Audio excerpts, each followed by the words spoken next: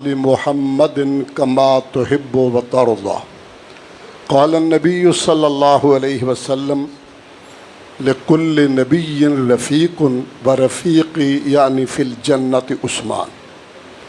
سرور کونین صلی اللہ علیہ وسلم نے ارشاد فرمایا، ہر نبی کا جنت میں ایک رفیق، ایک ساتھی ہوگا، میرا رفیق حضرت عثمان ہے رضی اللہ عنہ۔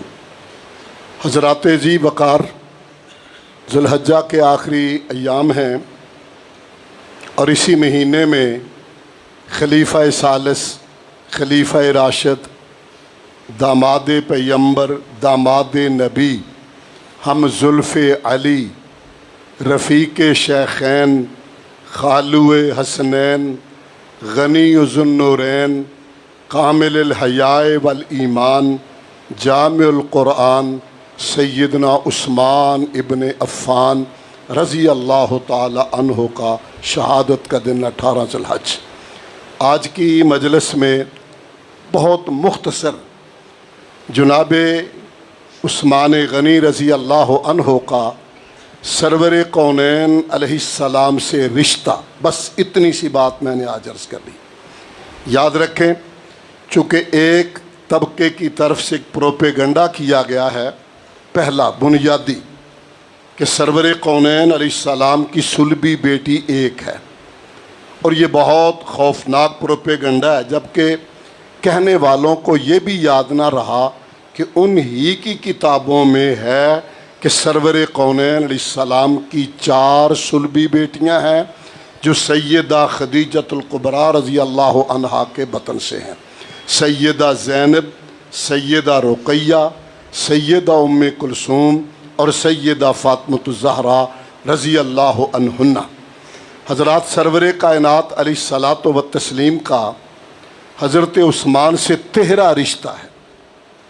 آپ نجیب الطرفین کرشی ہیں، 5ویں پشت میں حضرت عثمان اور سرور کونین علیہ السلام کا نسب اکٹھا ہو جاتا ہے۔ دوسرا رشتہ حضرت عثمان کی والدہ ماجدہ حضرت عروہ بنت ام الحکیم بنت عبد المطلب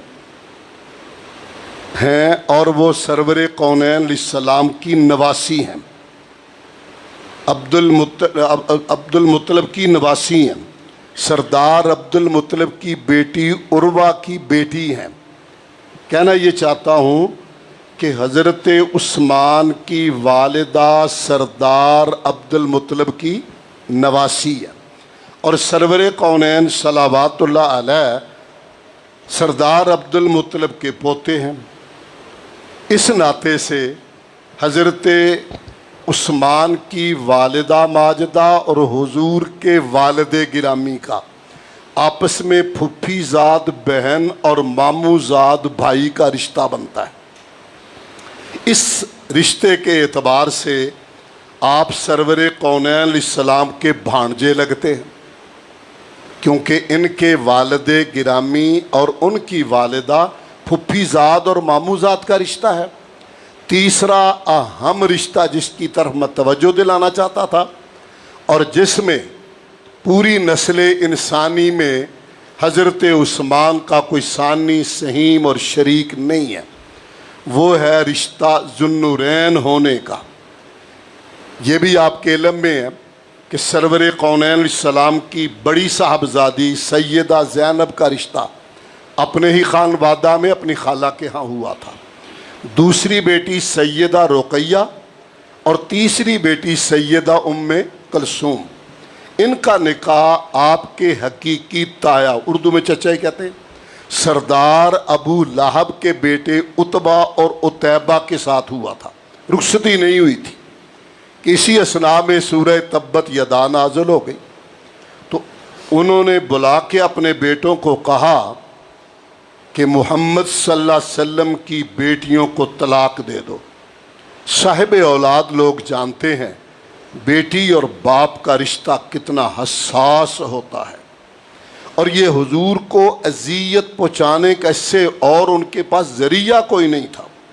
کہا طلاق دے دو، اور یہ فطری امر ہے، باپ کا دل دہل جاتا ہے، باپ کا دل ڈوب جاتا ہے بیٹی کے متعلق گرم ہوا کی خبر سن کے بھی، چنانچہ انہوں نے طلاق دے دی۔ تفصیل میں نہیں جاتا میں۔ حضرت عثمان رضی اللہ عنہ نے حضرت رقیہ کے نکاح کے لیے پیغام بھجوایا، اسے قبول کر لیا گیا۔ یہ میرے مولا کا اپنا انتخاب ہے، میں اس حصے کو چھوڑ رہا ہوں۔ رب نے کس طرح صحاب رسول کو چنا ہے، رب کے چنیدہ ہیں۔ سب سے اچھا دل حضور کا پایا، آپ کو مصطفیٰ مجتبیٰ بنایا۔ پھر اس دنیا کے لوگوں میں بہتر دل صحابہ کا دیکھا، حضور کے وزراء انہیں منتخب فرمایا۔ سیدہ رقیہ کا نکاح حضرت عثمان سے ہو گیا، اور اس کے بعد اللہ کی مرضی مدینہ طیبہ میں غزوہ بدر کا مارکہ برپا ہونے کو تھا۔ پہلا اسلامی مارکہ تھا، افراد کی قلت تھی، اسلحہ کی قلت تھی، ایک ایک بندے کی ضرورت تھی۔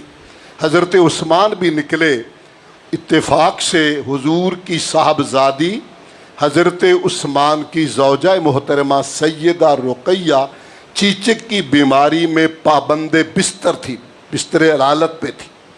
آپ نے فرمایا عثمان تم پلٹ جاؤ، میری بیٹی اپنی بیوی کی عیادت کرو، اس کی فکر کرو۔ بدر کے لوگوں میں نہ جانے کے باوجود تم بدری ہوگے، اور بدر کے مال غنیمت سے حصہ بھی آپ کو اسی طرح ملے گا جس طرح باقی لوگوں کو ملے گا۔ اللہ کی مرضی۔ حضرت عثمان فرماتے ہیں سیدہ کے آخری لمحات تھے، دو باتیں کی جنہوں نے میرا دل ہلا کے رکھ دیا۔ پہلا کہا عثمان میری بابا سے ملاقات نہیں ہو سکتی، حضور تو میدان بدر میں تھے۔ حضرت عثمان کہتے ہیں میرے پاس رونے کے علاوہ حل نہیں تھا۔ پھر کہا کیا میری بہن جو مکے میں زینب اس سے ملاقات ہو سکتی ہے؟ یہ بھی ناممکنات میں سے تھا۔